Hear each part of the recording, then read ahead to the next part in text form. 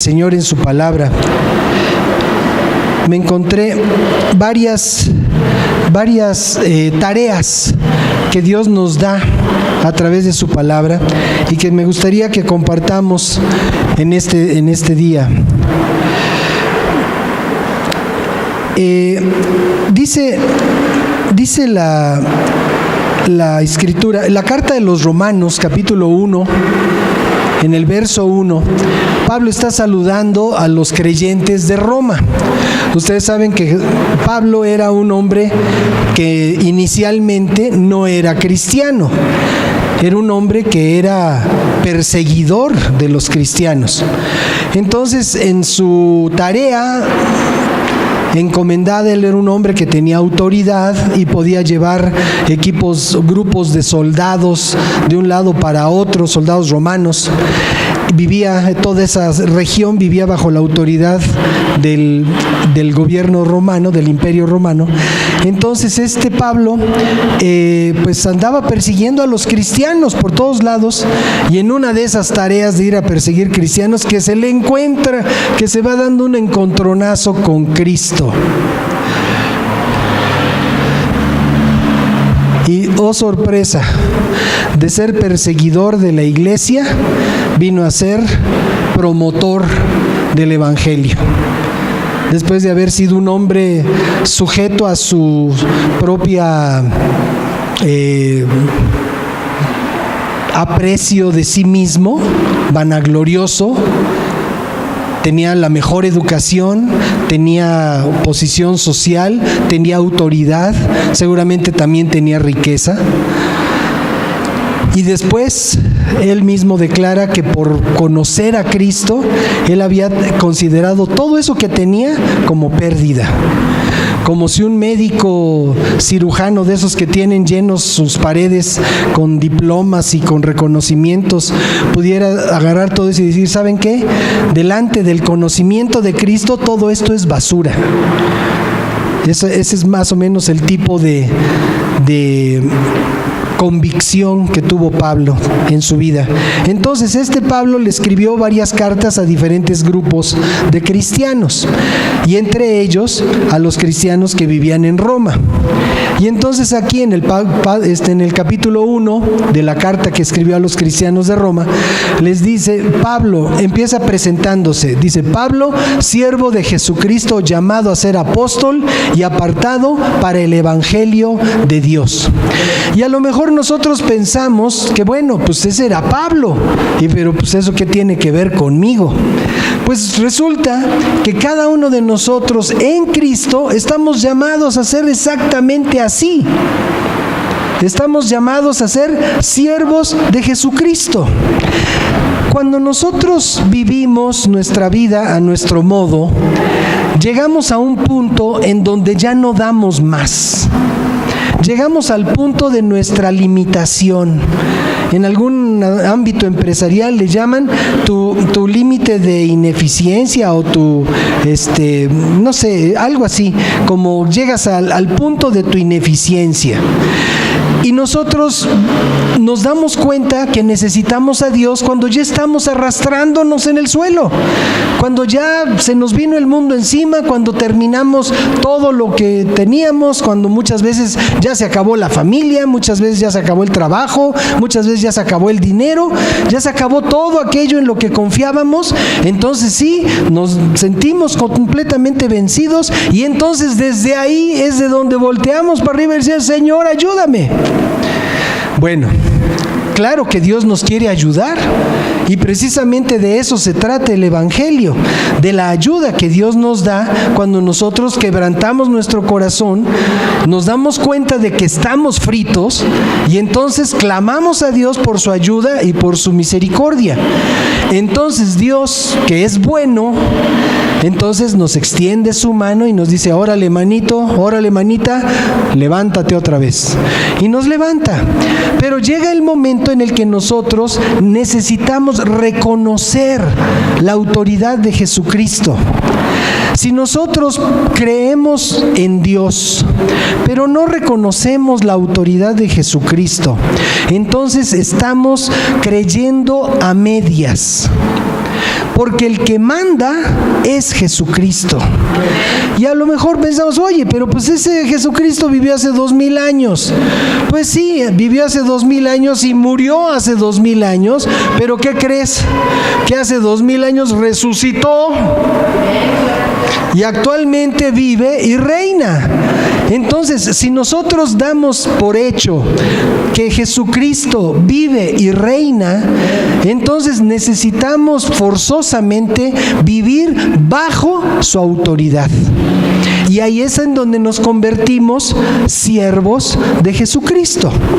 O sea, si yo tuviera una persona que viviera para mi servicio exclusivamente, pues entonces yo diría, oye, ve para acá y iría. Oye, ven para acá y vendría. Oye, cómprame esto y lo compraría. Oye, llévame esto de aquí para allá y lo llevaría. ¿Por qué? Pues porque está bajo mi autoridad. Y de la misma manera Dios quiere que nosotros estemos entendidos de que el que manda es Él. Entonces, esta salutación que está dando Pablo a los cristianos de Roma, se está presentando y diciendo, yo soy siervo de Jesucristo. Y eso es un testimonio para nuestra vida.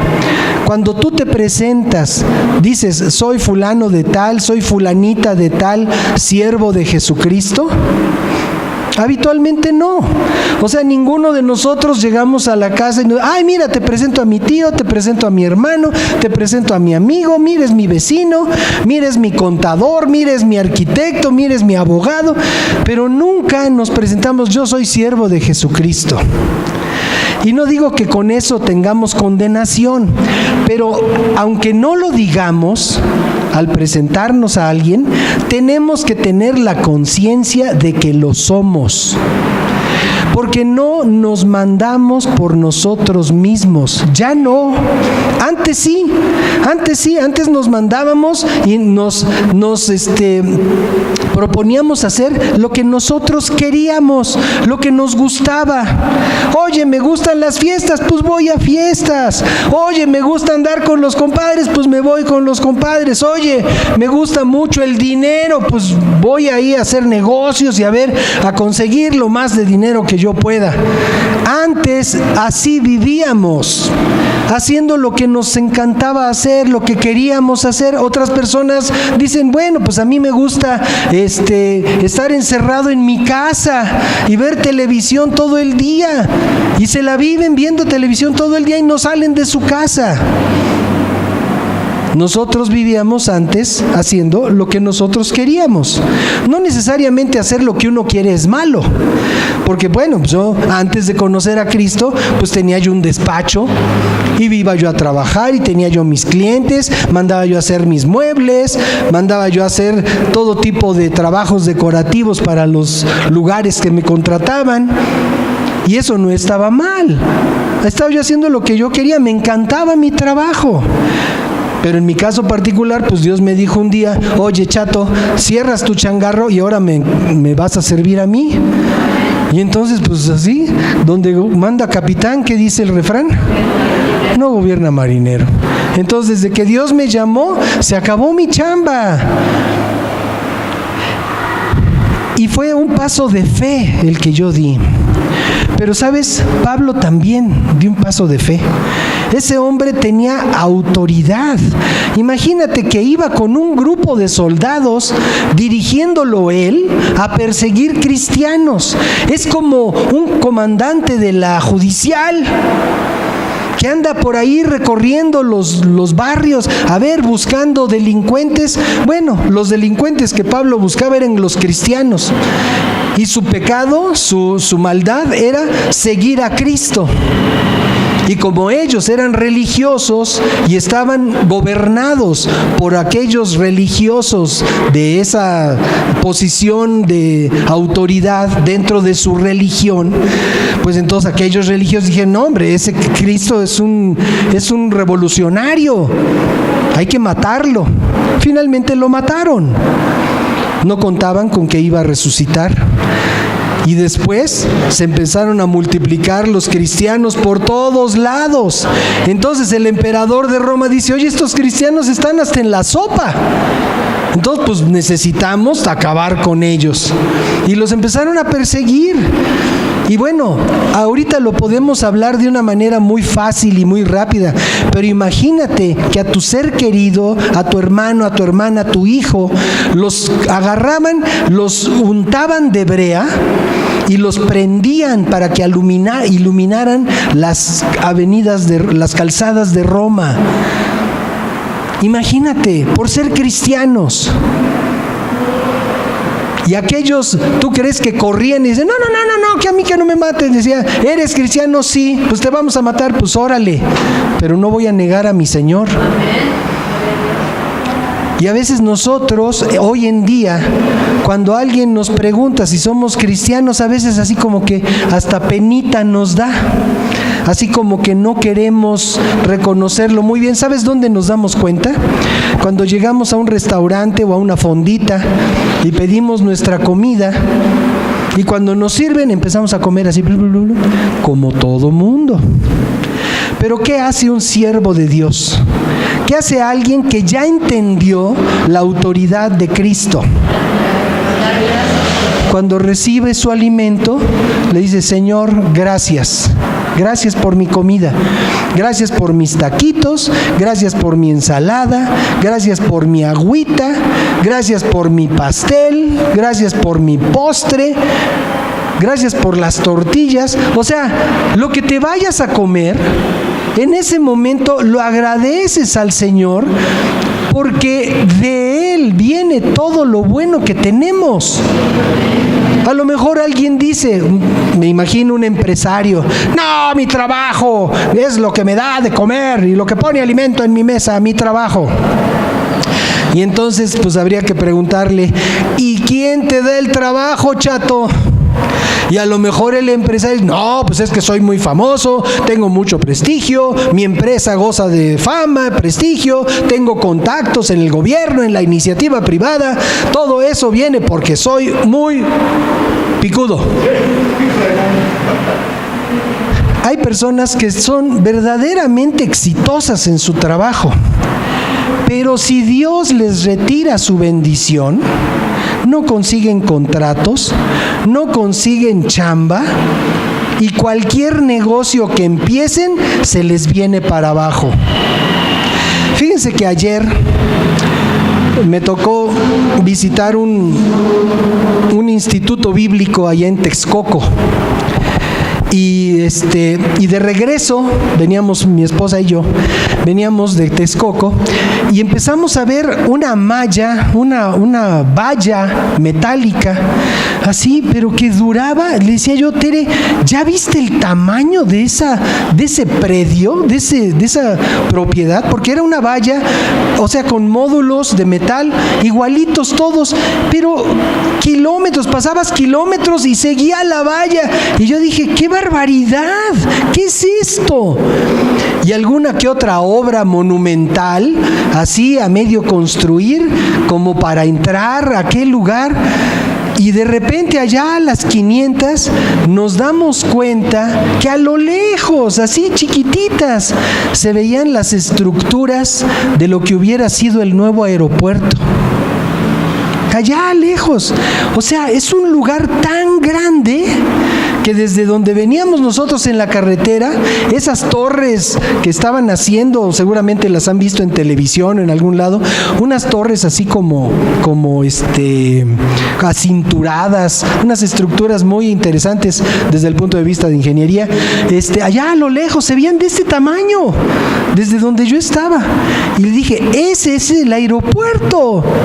Ese iba a ser el aeropuerto.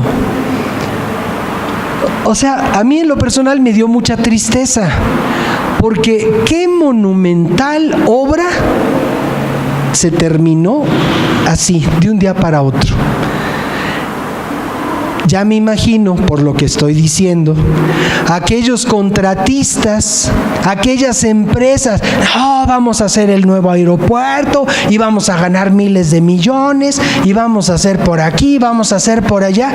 Y de repente llegó un gobierno que dijo no. Y toda esa inversión y todos esos planes de negocio se vinieron para abajo. Y por eso es que yo digo, cuando tienes un plato de sopa en la mesa, o ahí a un ladito de donde tú descansas, dale gracias a Dios. Porque lo que tenemos, lo que es bueno que tenemos, proviene de nuestro Padre Celestial. Y bueno, ahí dejamos el asunto de la obra y los contratistas y los inversionistas y todo ese asunto. Solo Dios sabe en qué va a parar todo esto. Algunos analistas dicen que eso le hizo mucho daño a México en su economía. Todavía a la fecha siguen saliendo reportes de que por causa de la cancelación del nuevo aeropuerto, la economía de México está yendo para abajo. En fin, le rogamos, por eso oramos por el gobierno, por eso le decimos, Señor, ten misericordia de nuestro país, ayúdanos. Y si toman una mala decisión, ayúdalos a corregir, apenas van empezando, ¿no? Entonces, Señor, ayúdalos, que hagan las cosas bien. Pero bueno, volviendo a lo que somos nosotros, dice Pablo, siervo de Jesucristo, y tú y yo necesitamos aprender que Dios quiere que seamos siervos de Jesucristo. Cuando yo conocí a Cristo, yo veía que había hombres y mujeres que habían dejado sus carreras, que habían dejado sus trayectorias profesionales por dedicarse al Evangelio. Conocí a un arquitecto que trabajaba allá en el norte del país, en Cabo San Lucas, en la Baja California. Ese hombre era supervisor de obras públicas del gobierno de Baja California. Y ese hombre, con toda su preparación, con todo su conocimiento, con todos sus contactos, con todo ese ambiente que le puede rodear a alguien que hace bien las cosas profesionalmente, en una de esas, pues tuvo en su corazón la necesidad de buscar a Dios y conoció a Cristo. Y fue tal el impacto de Cristo en su vida que el hombre renunció a su trabajo. Imagínate, supervisor de obras públicas, debe de haber ganado un dineral derecho y chueco, porque esas posiciones dan para mucho. Bueno, pues renunció a su posición en el gobierno de allá y con su esposa y 2 hijitos chicos se fue a un instituto bíblico a aprender de Cristo. Dejó su carrera y se dedicó a conocer a Cristo. Ahora, yo cuando oí esas cosas de personas como este hombre, decía yo, bueno, pero pues Dios nos llama a todos a que dejen sus cosas, porque si no nadie trabajaría, todos estaríamos predicando en las calles. Después de 10 años, Dios me llama a mí. Yo era de los que tenía su despacho, trabajaba a sus clientes, cobraba sus cheques, o sea, era una persona que tenía una posición económicamente activa en la sociedad. Y bueno, no era yo millonario, pero no me iba mal. Teníamos 2 coches, casi desde que nos casábamos, poco después de casarnos, empezamos a tener 2 coches y pues manteníamos a nuestros hijitos en la escuela de paga. Nos iba bien, ahí la llevábamos, rentábamos una casa, todo bien. Y de repente dice Dios, ¿sabes qué? Cierra tu changarro porque quiero que me sirvas. Y entonces, pues ahí yo tuve una opción en mi vida y dije, ok, Señor. Platiqué con mi esposa, platiqué con mi hijo mayor, que en ese tiempo tenía como 13 años. Y entonces le dije, ¿cómo ven? Y dice, pues si Dios te está llamando, Dios nos va a sostener. ¿Y qué creen? Que ya pasaron 30 años. 30 años desde que Dios me llamó a servirle. Ya pasaron 30 años y siempre hemos tenido todo lo que hemos necesitado y un poquito más. Entonces, este llamado para ser siervos de Cristo es un llamado para todos. Y todos podemos servir al Señor donde sea que estemos. Dirá un ama de casa, oye, pues yo como ni modo que deje mi casa y mi familia y me vaya yo a predicar. Pues no se trata de eso. Pero ¿qué tal si le predicas a tus hijos, a tu marido, a tu vecino, a tu hermano, a tu primo? ¿Qué tal si das a conocer esa obra gloriosa de Dios en Cristo a todos los que están cerca de ti? Esa es una manera de servir al Señor. Otra manera de servir al Señor, también siendo ama de casa, es que en vez de aventarle el plato al marido, le puedas servir con cariño, con respeto, para que Dios sea glorificado. O nosotros como varones, en vez de ser ásperos con la mujer, en vez de ser malhumorados y sangrones, pues tratarlas con cortesía, con delicadeza, con gentileza, ayudando en las labores del hogar. O sea, hay muchas maneras de servir al Señor siendo papá o mamá, siendo empresario, siendo restaurantero, siendo mesero, siendo el señor del gas. O sea, hagamos lo que hagamos, podemos ser siervos de Jesucristo. Y aquí Pablo sigue diciendo, llamado a ser apóstol. En este caso, un apóstol pues es aquel que es enviado expresamente para hacer algo. Un enviado, un emisario. En este caso, pues Jesucristo lo mandó para predicar a los que no eran judíos.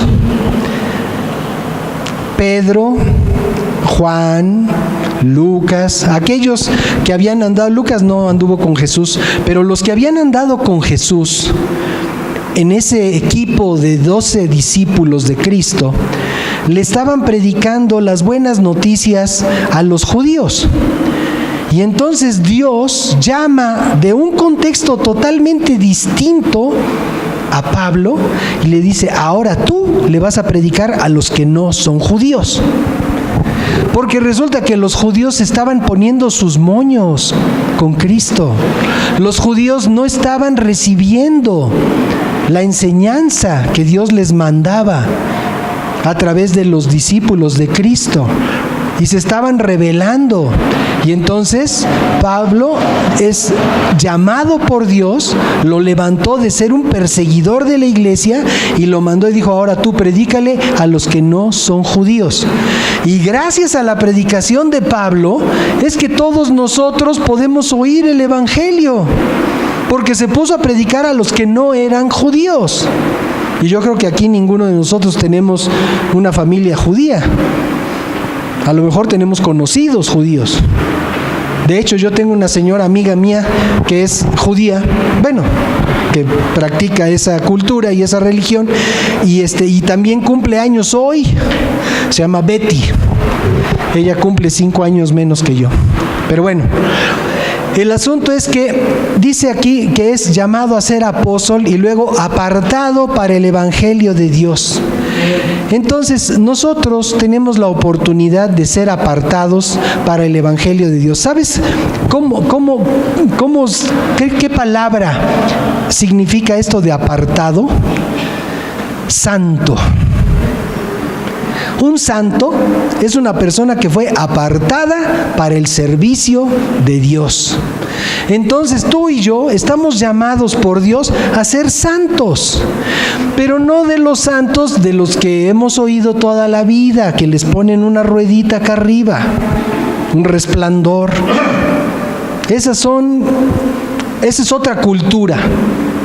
Esa es una enseñanza que Dios no respalda en su palabra. Porque los santos para Dios somos nosotros, los que estamos vivos, los que podemos servir a Cristo. Personas muy prominentes en el trabajo del Evangelio, como Pedro, como Pablo, como Juan el apóstol, y todos ellos, pues son llamados así, por su nombre.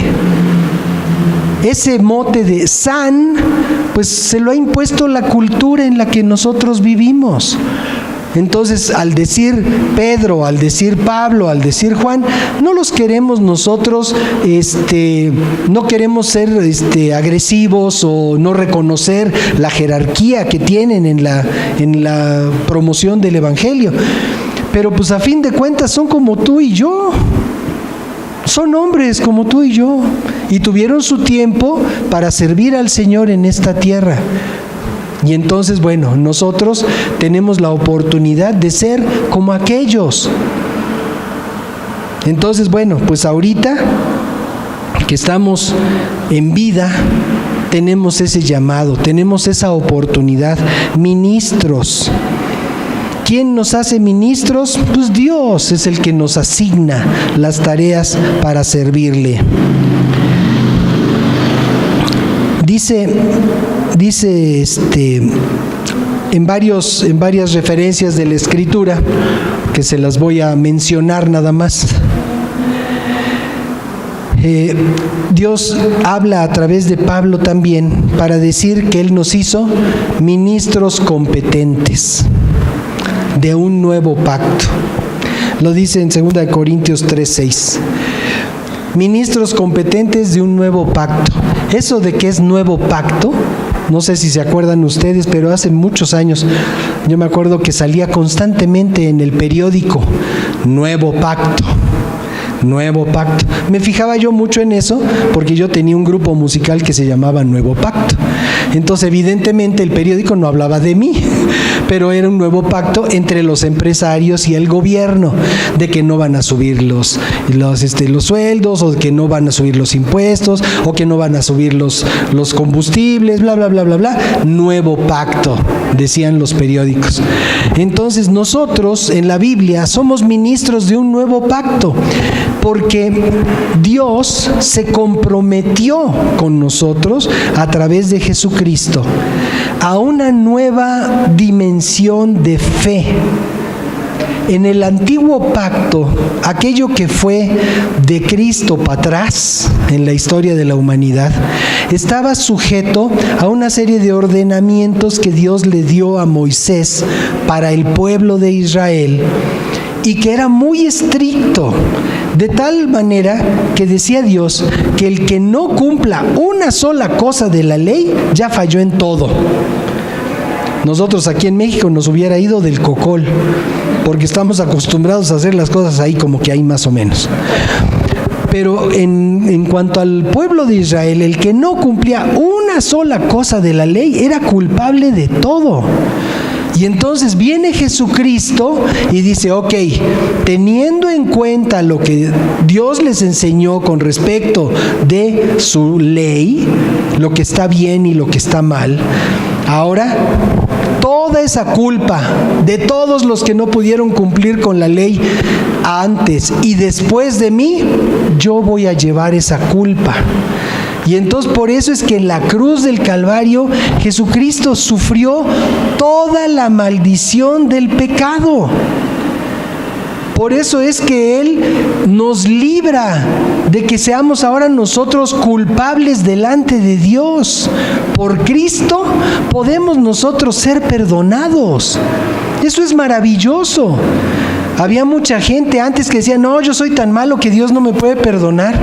Bueno, gracias a Dios por Cristo. Desde que Cristo vino a esta tierra, nosotros podemos ser perdonados. No importa si fuimos la piel de Judas, Dios nos puede perdonar. Porque Jesucristo recibió el pecado, el castigo que correspondía a nuestro pecado. Y eso es verdaderamente glorioso. Entonces, ese es el nuevo pacto.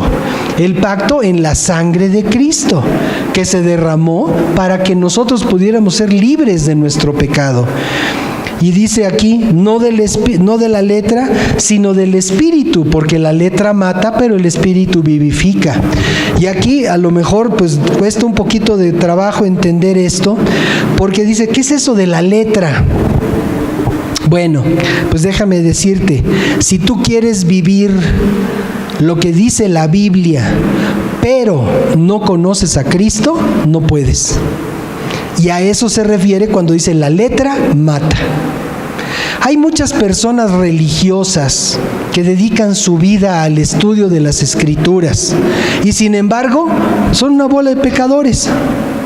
Ahora, no digo con esto que los cristianos no haya pecadores, también hay cantidad. De hecho, dice la Escritura que no hay uno solo que no sea pecador. Para acabar pronto. No hay uno solo que no sea pecador. El único sin pecado, Cristo. De ahí para acá todos los demás fallamos en cuantas cosas te imaginas. Si no es porque contestamos mal, si no es porque ofendemos, si no es porque deseamos lo que no nos corresponde o no debemos, pues nos peleamos, nos ponemos ahí al tú por tú con todos, o porque robamos, nos gustó mucho esta cosa y ahora pues se viene conmigo, cosas de esas, ¿no? Entonces, todos en alguna medida estamos ofendiendo a Dios constantemente. Por esa razón dice la letra mata, porque en la letra dice que el que sea ladrón no va a entrar en el reino de los cielos, el que sea borracho no va a entrar al reino de los cielos, el que sea mujeriego no va a entrar al reino de los cielos, el que sea grosero con sus padres no va a entrar al reino de los cielos. O sea, es tan alto el nivel que Dios nos pide vivir que es imposible. Por eso la letra mata, pero el Espíritu, que es a través de Jesucristo, nos da vida y entonces nos permite ser el tipo de personas que Dios quiere que seamos. Que seamos bien intencionados, que seamos rectos, que seamos en un momento trabajadores, responsables, honestos. En fin, todo lo que el Espíritu de Dios puede hacer en nuestra vida. Somos esos ministros competentes. Y por último, quiero comentarles, somos ministros de la reconciliación. Aquí muchas veces hemos cantado un párrafo en la Escritura que dice, si alguno está en Cristo, nueva criatura es. Las cosas viejas pasaron, todas son hechas nuevas. Y luego dice, en Cristo somos embajadores del reino de los cielos. Somos embajadores y Dios dice que somos embajadores. En la segunda carta a los Corintios, capítulo 5, los versos son el 18 al 20. Dios nos da un ministerio que es ser embajadores de Cristo en esta tierra. Dice el 18, todo esto proviene de Dios. Dice, quien nos reconcilió consigo mismo por Cristo y nos dio el ministerio de la reconciliación. A ver, dice, Dios, dice, nos reconcilió consigo mismo. Mira, tan fácil como esto, tan grande es